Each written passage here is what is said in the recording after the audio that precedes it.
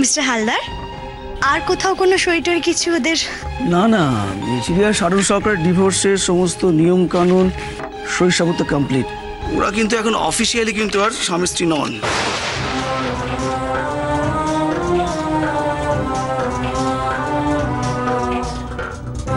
এবার এই ডকুমেন্টসগুলো খালি কোর্টে সাবমিট করতে হবে।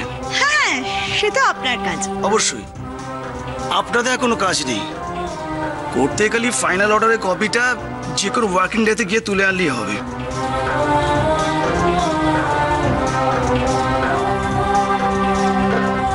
হ্যাঁ, ওটা আমি নিজে গিয়ে নিয়ে আসবো। ওটা আনবো না? ওটা কত দরকারি জিনিস। আমার ভাইয়ের বার্থ সার্টিফিকেট বলতে পারেন এই কোর্টের অর্ডারটা।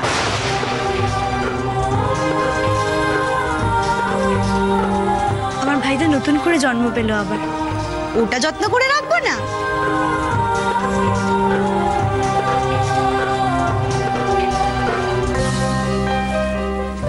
মিস্টার হালদার, এই ডকুমেন্টসগুলোর একটা কপি আমাকে কাইন্ডলি দেবেন।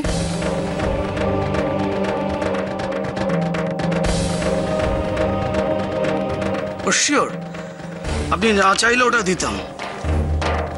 আপনাকে দেব?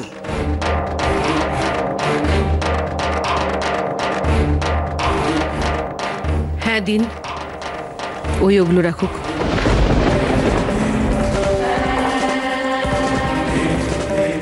যাক বাবা, এতক্ষণে নিশ্চিন্ত হওয়া গেল।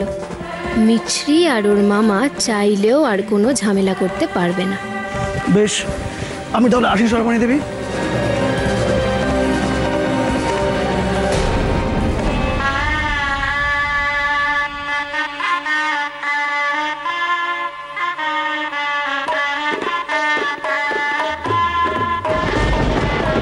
কে কে সানাই বাজাচ্ছে এখন? আমি বিয়ে বাড়িতে সানাই না বাজলে ভালো লাগে? অলে বাবা, আমার ছোট্ট বোনটার কত বুদ্ধি হয়েছে। এই নে মিষ্টি মুখ কর। আগে আমি না, আগে ছোট মাসিকে দে। যা। এই নাও মাসি। হ্যাঁ, দে দে।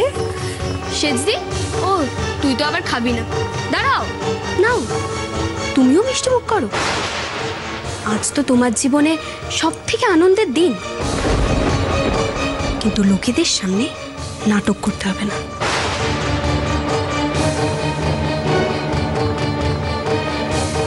এইটা তো তুমি প্রথম থেকেই চেয়েছিলে।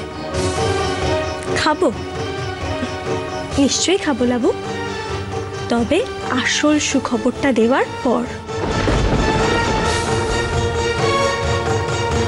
চুপ করো তো, খালি বড় বড় কথা। দাদা ভাই, মিষ্টি খা। এনে বড়দিমা, এনে।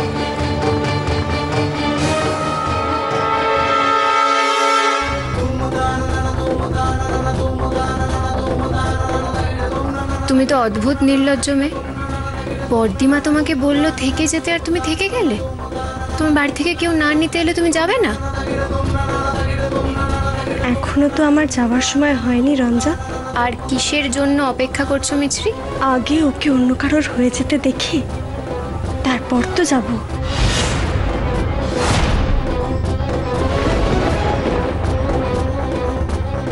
মানেটা কি? আমাদের বিয়ের সময় তুমি এখানে থাকবে? শুধু থাকবো না, তুমি আমার এত ভালো বন্ধু, তোমার বিয়েতে আমি খেয়েও যাব।